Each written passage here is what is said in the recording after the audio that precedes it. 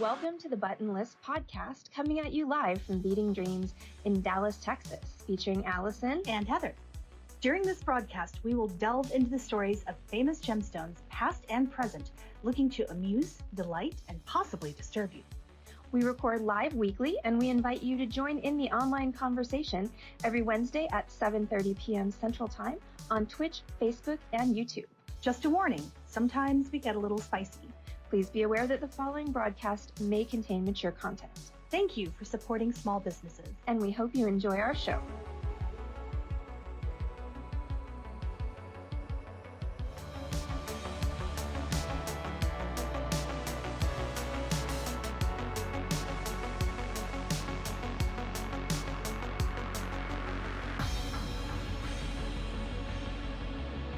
Welcome to the Button List podcast, coming at you live from Beating Dreams in Dallas, Texas, featuring Allison and Heather.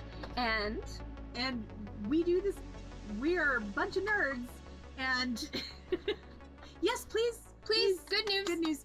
We will actually paste in our actual Corvus will put in our actual intro, but thank you guys so much. We're nerds about a lot of things, and we like to share it with you. Thanks for being here. Yes, thanks for nerding out with us. And now we're going to talk about a tale of three pearls. So what we tend to talk about on the Button List is famous gems from history, which almost always have drama surrounding them. Why would we put them on if they don't have drama? Well, I know. Why would anybody listen? But there are so many gems with drama. Drama. Yeah. We're only scratching the surface so far. Oh my gosh. Okay, so we've got three pearls. Yay! Irish Disney nerd. That's awesome. Okay, so we've got a tale of three pearls today. So we have... and the reason that we are grouping these three pearls together is because they are often confused by history, because they're very similar and they existed at a very similar time in history. And two of them have almost the same name. Yeah. So we have La Peregrina, which is the pilgrim or the wanderer. La Pelegrina, which some people say means the pilgrim or the wanderer, and some people say means the premier or the best. And then the Tudor Pearl. So, which is a lackluster name. I know, right? Like that. I'm sorry. The English totally lost it. Yes. On that one. Okay, so I am gonna start out with the facts. Okay, I'm gonna start out by taking off my sweater, but woohoo! Then I'm it's gonna a good podcast. We start by stripping. Hell yes. Yeah. Okay, so I'm gonna start off with just the basic facts of these three pearls, and then I'm gonna leave it to Heather to give us some background on pearl geology and history. So, La Peregrina, which is going to be the main focus of our podcast, which means the pilgrim or the wanderer. This is a natural drop-shaped pearl discovered in Panama in the 16th century, discovered by an African slave. And the slave who discovered the pearl was generously, according to many articles, granted their freedom. I guess freedom was generous back then. Yeah.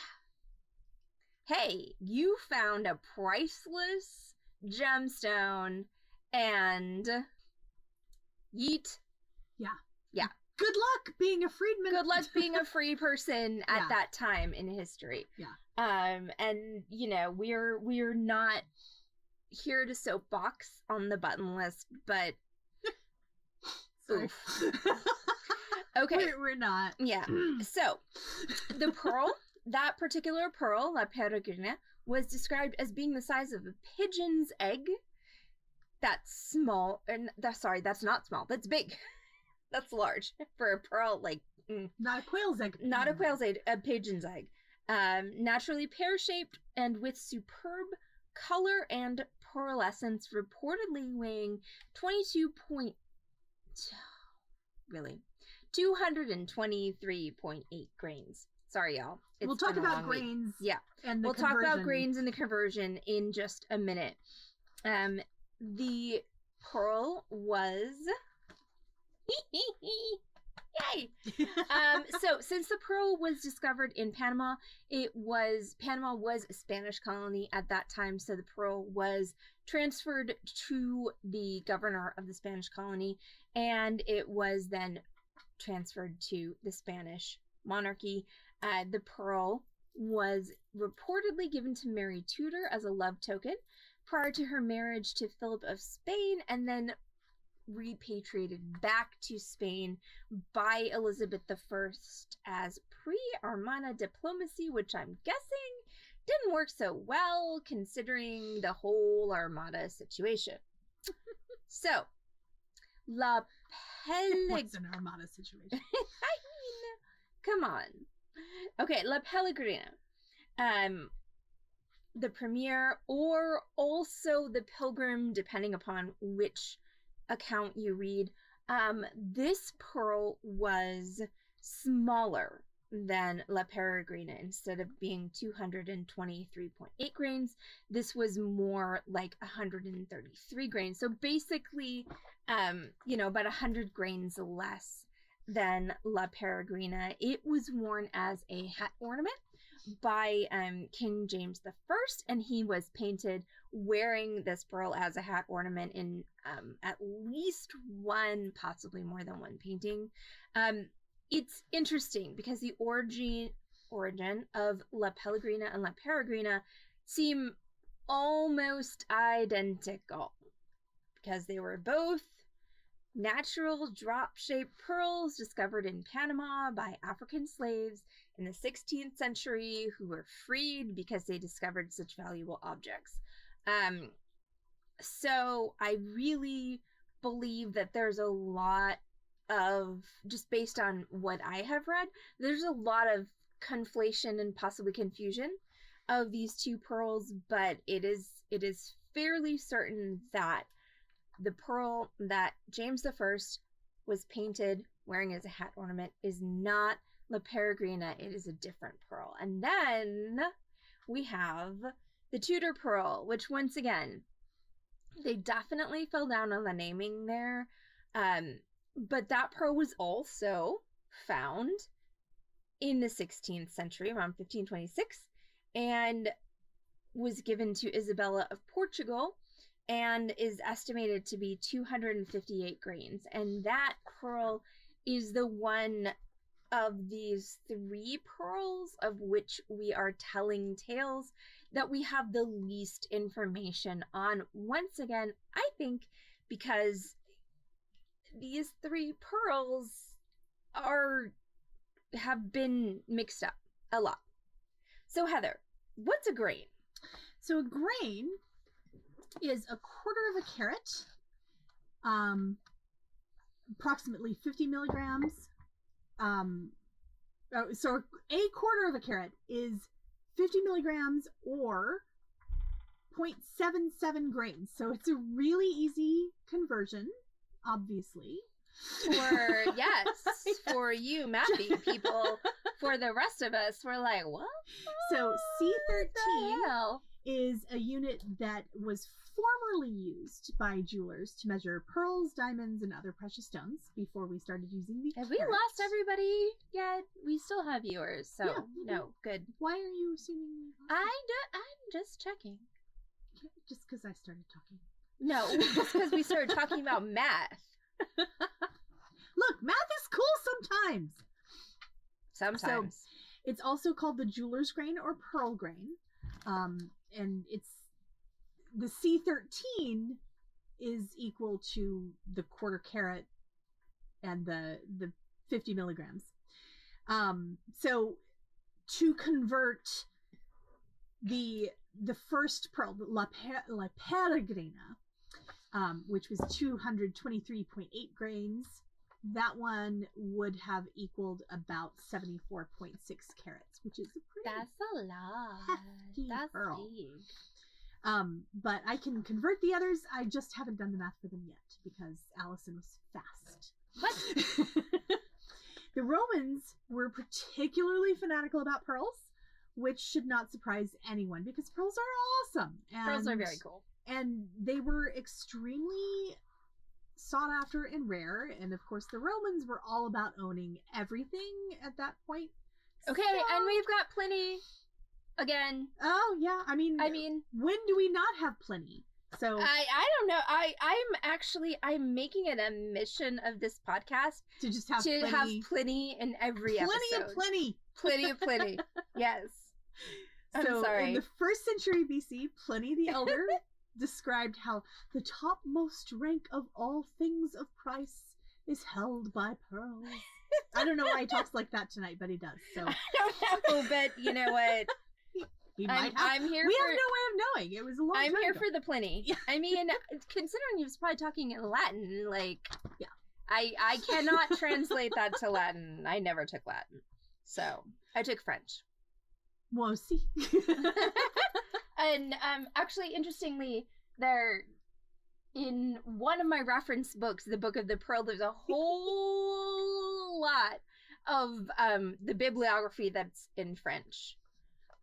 And so could I. But, you know, why? When the interwebs will translate to English. It's true.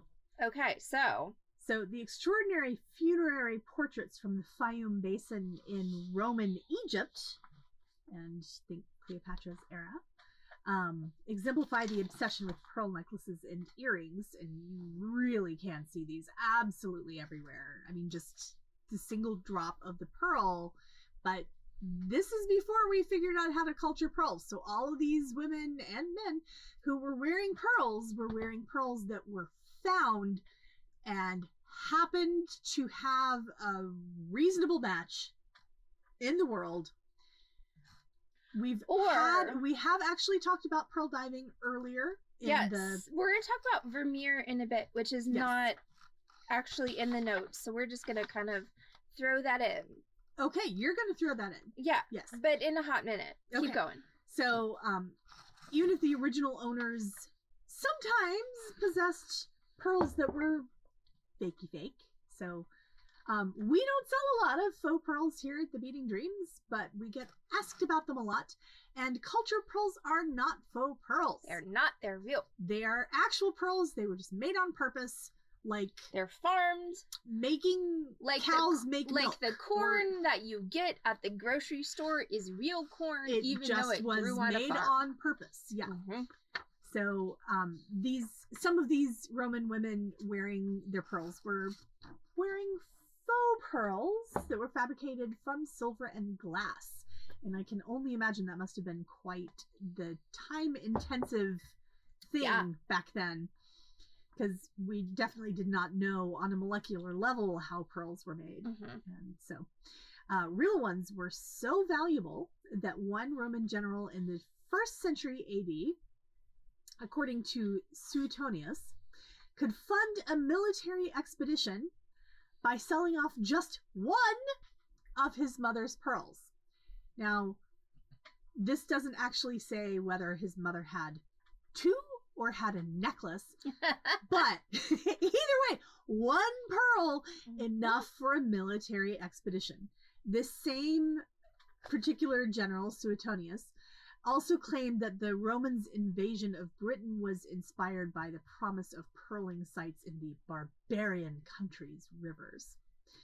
So, which I feel like is probably not. I feel like that's not accurate. Well, I mean, not pearls. Yeah, but I kind of feel like I think there were a lot of things that went into I feel like they were sold a bill of goods. Well, I mean, I'm pretty sure that this is like because I don't think there are a ton of pearls that come from the rivers in Britain. Real leather made in a factory. Oh, that's amazing! I love that. Yeah, Yeah. I do think that they were sold a bill of goods. I think that I also think it's one of those situations like where the American Civil War is sometimes said to be fought over states' rights, which is technically true, but does not give a full picture of everything that went into all of that. Yeah. So we're not going to get into that today because it's not relevant. But I feel like that. And yes. Irish Disney Nerd, I feel like that is, I actually did leverage that particular turn of phrase when I had made some. So for Halloween, I made horns because I was the devil with the blue dress on.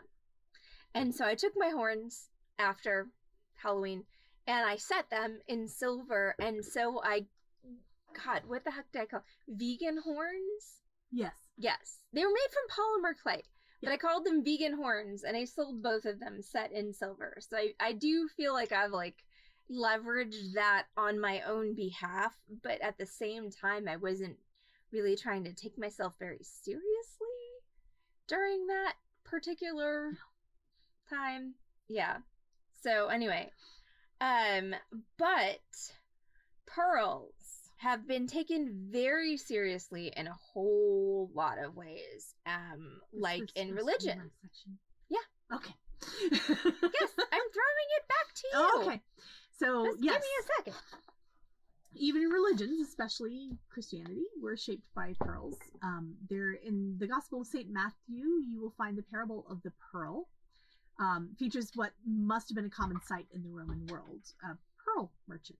So, maybe not common for everyone, but definitely common for anyone who has money. And as anyone who has read the New Testament knows, there are a lot of parables about people with money. So it records Jesus' comparison of a pearl to heaven itself and the commitment that the believer should make when it is discovered. The kingdom of heaven is like a merchant looking for fine pearls. When he found one of great value, he went away and sold everything he had and bought it. So I don't think Jesus was wearing a pearl. I feel like Jesus was one of those people where people were like, you should take my pearl because you're, important. And he's like, no, that's not my thing, man. Yeah. Definitely. So a pearl's scarcity, shapeliness, and pure coloration. I also love that shapeliness is included in there because I feel like that is an innately sensual word. It is, but Song of Solomon is right there in the Bible, so I'm just saying. They tell us not to think these thoughts, and yet sex sells. Yes. Seriously. A pearl's scarcity, shapeliness, and pure coloration also made it an apt symbol for Jesus. Yet early Christian writers like Ephraim the Syrian, Origen, and Clement of Alexandria, I gave Heather all of those words. Openly criticized people who saw them merely as items of jewelry and missed their true Christian significance. Who knew that all the jewelry out there? Wow. Okay. All the jewelry, it turns out, all the jewelry out there is symbolic if you look at it hard enough. Nevertheless, by the late Middle Ages and Renaissance, pearls were incorporated into decorative crucifixes where they served as symbols of the purity of Christ and the Virgin Mary. You would also find them a lot in rosaries. Yes, pearly white for pearly gates. Pearly white leads straight to the pearly gates. Yep.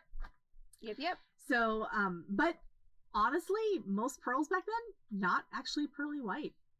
Because usually the whiteness of pearls is due to their bleaching, which is interesting. So, we may all be aiming ourselves at an unreachable standard. A few other sizable pearls were sent back to the old world at this time, including one confusingly titled La Pelegrina, which is of a similar shape to La Peregrina, and which was also originally owned by the Spanish monarchy. We will, in the notes, post the history of the provenance of the Peregrina pearl, because it's not interesting enough to go into, but if you want to know, we'll at least let you know.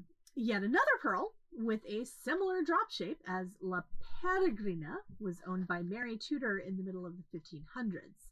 There's a 1554 portrait of hers by Hans Eworth, which shows the pearl prominently.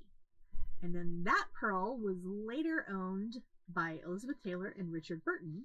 Well, the portrait was originally owned by or later owned by them when they thought it was depicting La Peregrina. But spoiler alert, not La Peregrina. So literally, Elizabeth Taylor and Richard Burton, when they discovered through research that the pearl depicted in this portrait was not La Peregrina, which has been owned by Elizabeth Taylor. We'll get to that in a minute.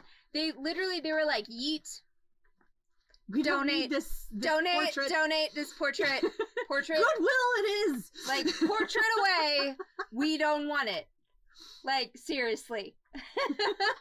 they donated it on immediate knowledge. Like, wait, that is not okay. That's bye. not no. Okay, bye. See you. Yeah. Bye, Felicia. Right? Yeah. Hi, I'm the problem. It's me.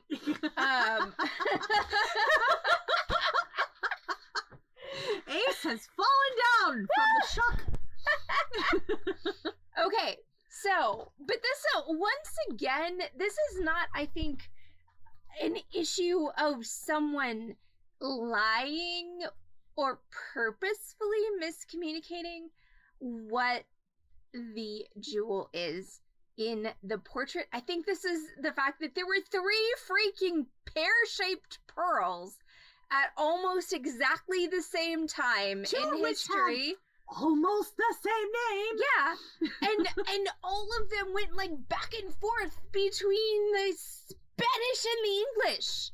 Like, all of whom were related. Yeah. Oh, well, we'll get to that in a hot minute. Because, yes, incest. Oh, boy. Incest is not best. Oh, God. But, not all things that rhyme are good. But honestly, I don't think that I don't think that a lot of this is purposeful misrepresentation. I think it's legitimate confusion, and once again, incest. Also interest about incest. I mean, come on, we're a gemstone gossip podcast. We are a gemstone gossip podcast. So, all right. So Mary Tudor. Mary. Mary Tudor was not you, Mary. No, not you, Mary. Bloody Mary. Yes. Different Mary. So, Mary Tudor, first daughter of Henry. Thank you, Irish Disney nerd. We love you. Yay! Okay, yes, go sleep. And we see you again soon, okay? Promise? Thanks. Okay, so Mary Tudor. So Mary was the first daughter of Henry VIII.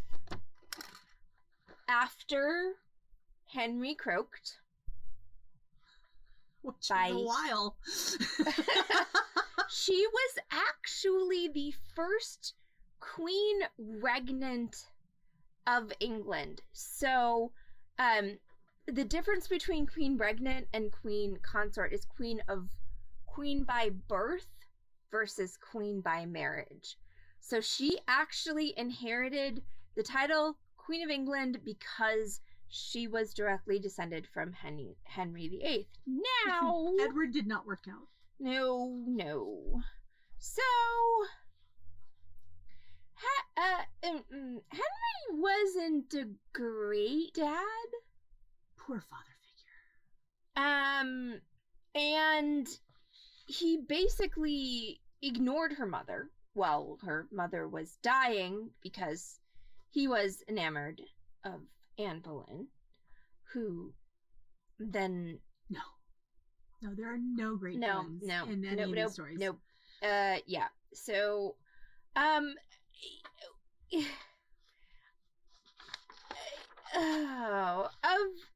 the many articles I read to prepare for this podcast, I think the most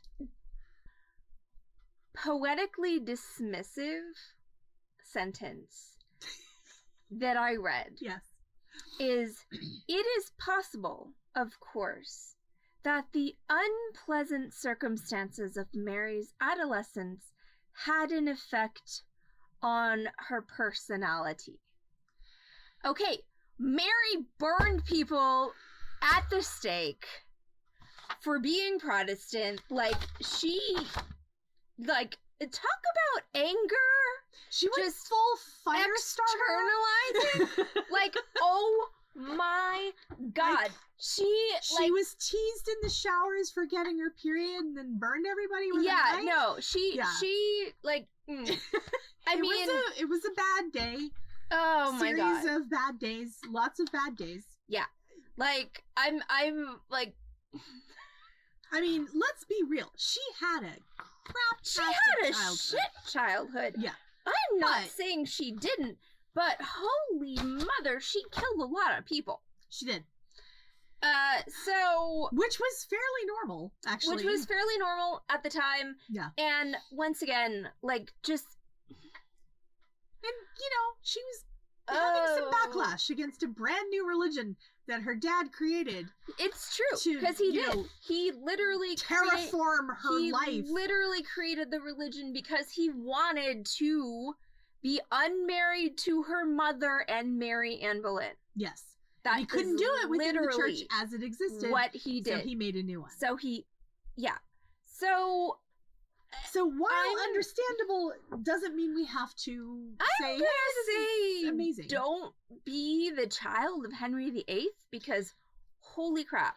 If your chute, when you come down from heaven, is labeled Henry VIII, go a different way. I don't care if you're a peasant or a rat. I mean, I'm going to say baggage, not just with a capital B, but with a capital everything.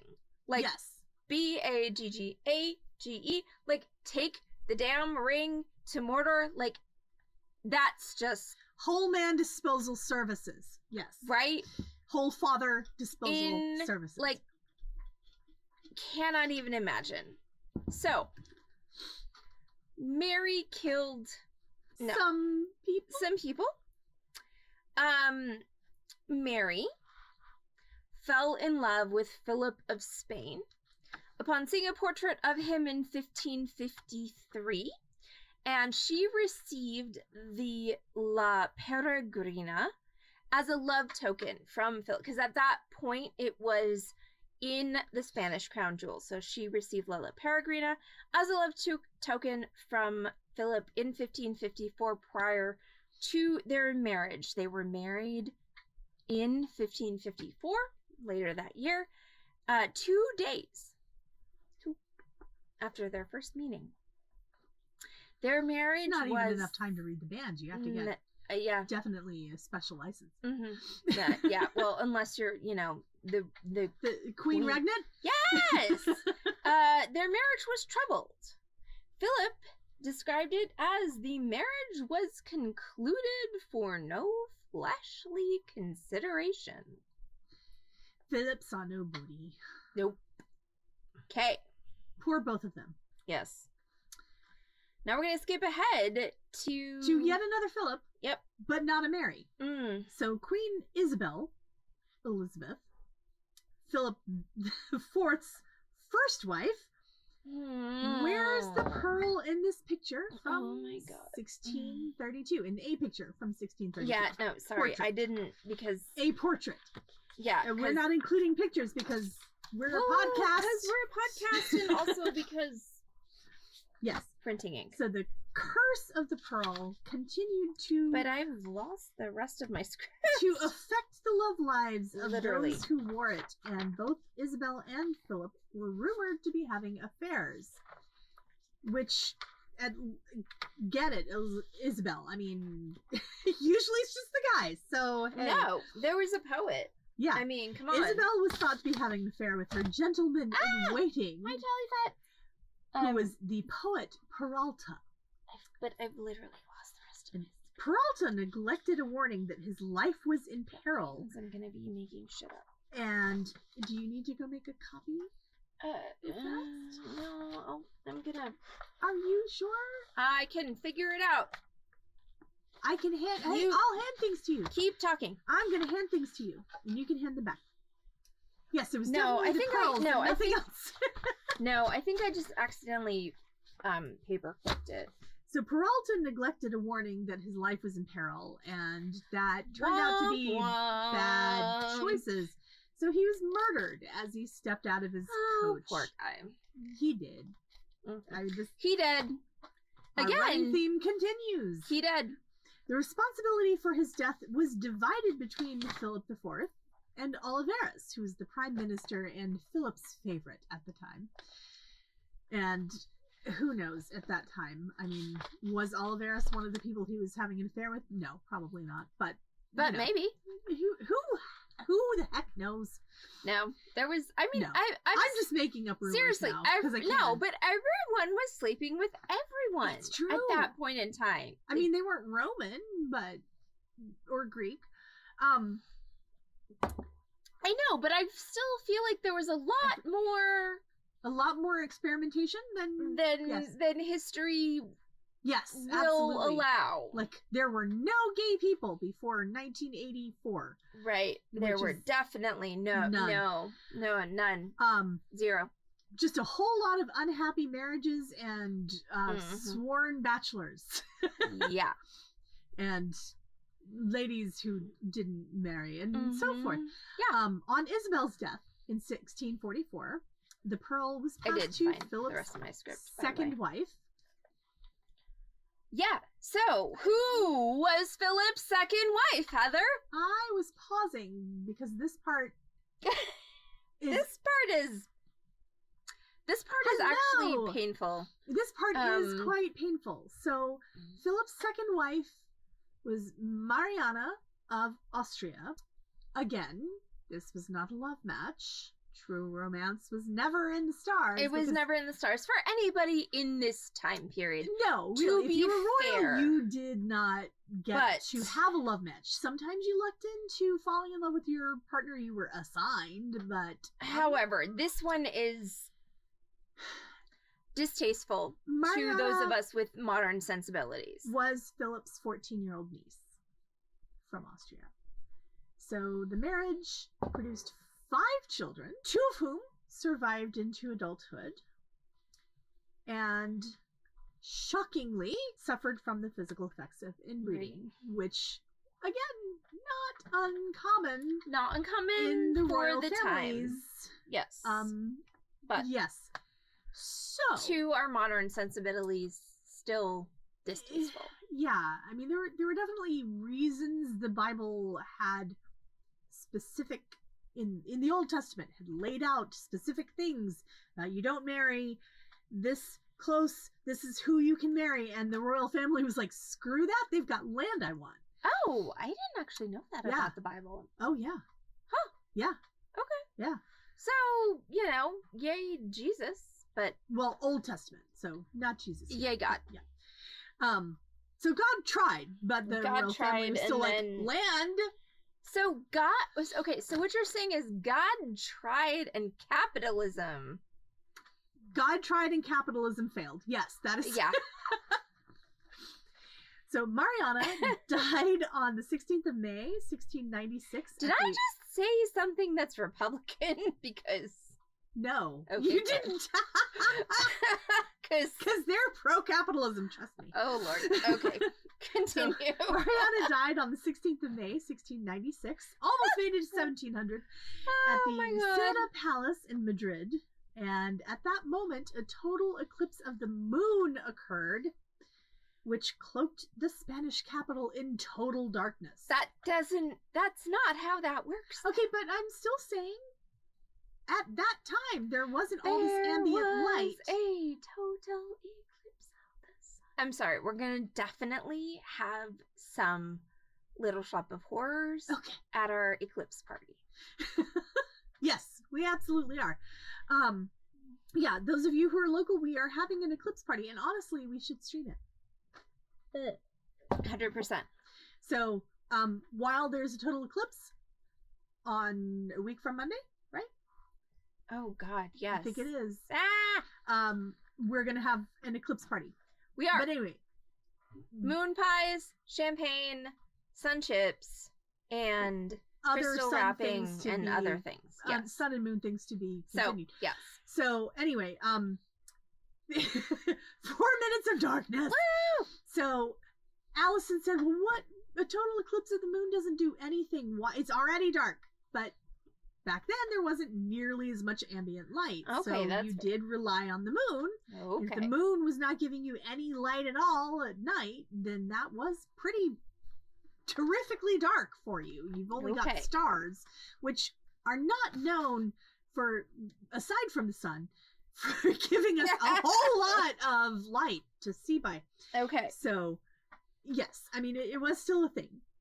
And also obscured were details of the pearl. Along with the death of the unfortunate Mariana, documentation regarding the pearl was lost, and it wasn't until about 1813, which was well over 100 years later, 117 years later. Oh, way the to be pearl mathy. Reappears in history. So, in 1808, Napoleon invaded Spain, crushed the Spanish, and placed Joseph Bonaparte on the Spanish throne. Joseph ruled for 5 whole years. Oh, Joey. Yeah, right. Until he was defeated by the Duke of Wellington in 1813, which meant he had to flee Spain. When he fled... Bye, girl, bye. Yeah. Well, no, he was like, no. Hey, these jewels? These crown jewels? Yeah. I'm gonna take them, and I'm gonna flee. So he didn't eat them, though, so that's an improvement. That's good. Yes, things. I mean, he listened to us. He did, like posthumously. He did listen to the Beating Dream stream, but he fled Spain in 1813 with as many of the Spanish royal jewels, I'm guessing, as they can put in a knapsack, including the La Peregrina pearl. Now this next bit is interesting because to me it's interesting how people who I'm not a person of royal blood, like, you know, what? I'm a middle class woman from Wisconsin, so it's incredibly shocking to me that how people of royal blood act. So, after Napoleon finally, in 1815, kicked it,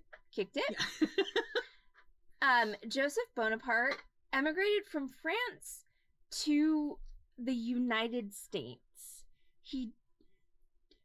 But he died in Florence, which is in Italy. So just because he lived in the U.S. doesn't mean he can't.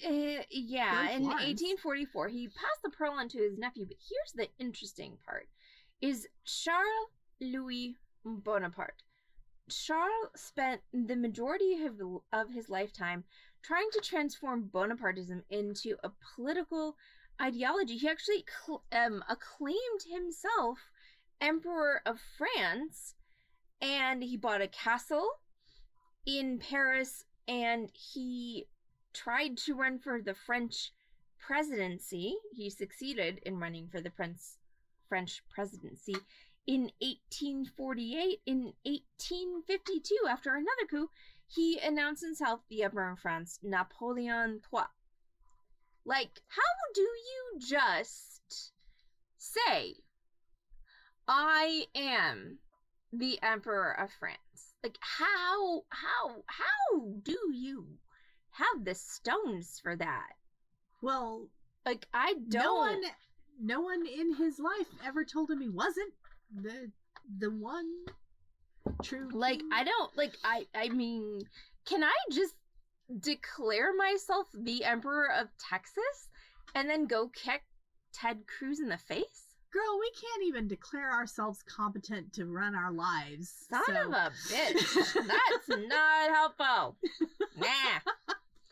Okay. This is why we got rid of royalty in the US.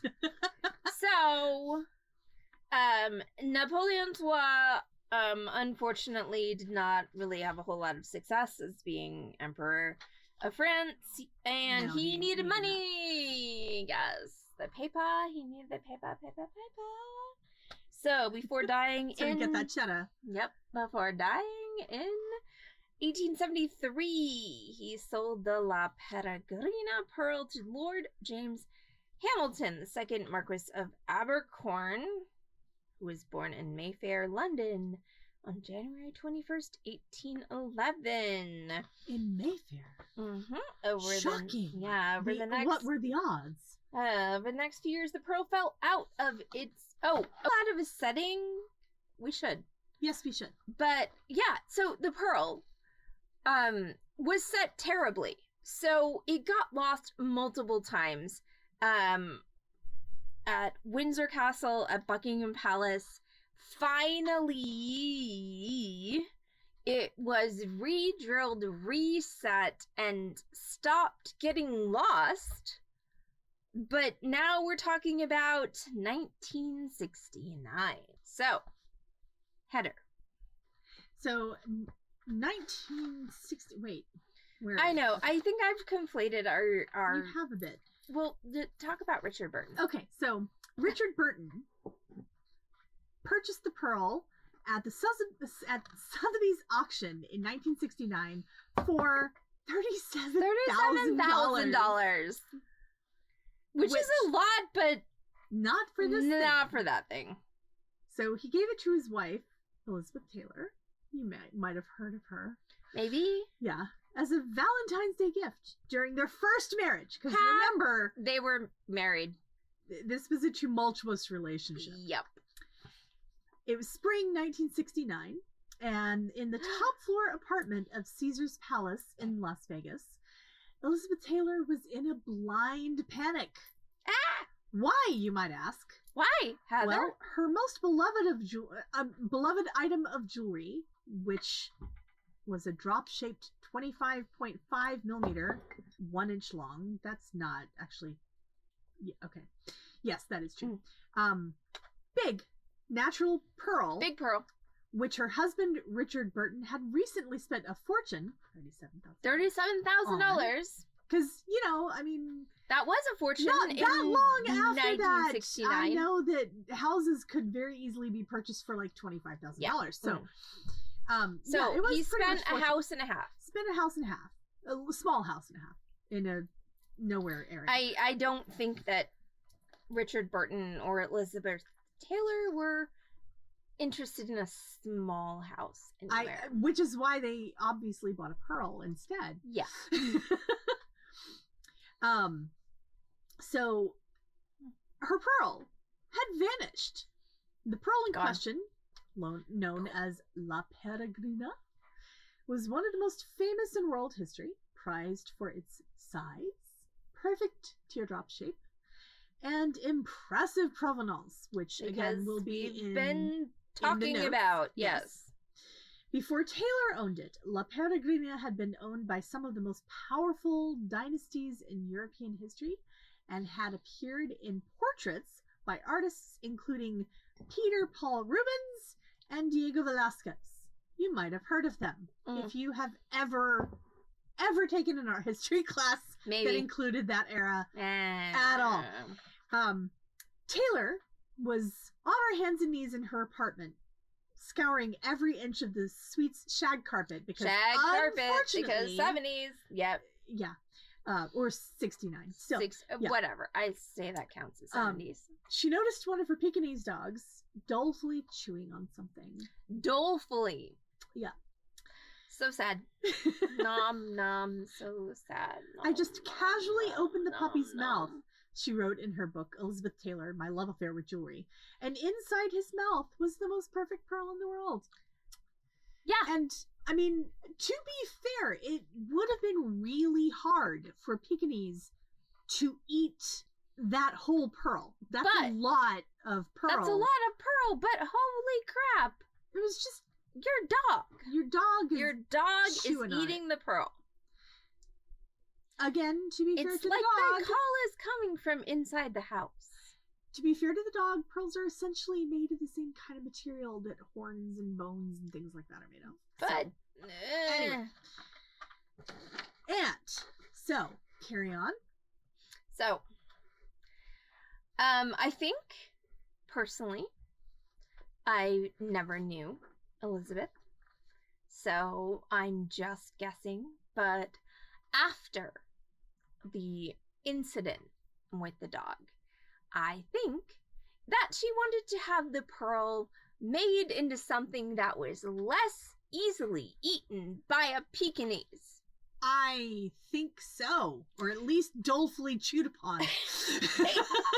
So she did actually, you can see the La Peregrina in several movie promotional stills, including Anne of a Thousand Days, which has the La Peregrina in its original setting, which is a very simple drop on a, I believe, platinum and diamond pearl necklace, but that old thing. But Liz, oh no, Liz was like, no. So Liz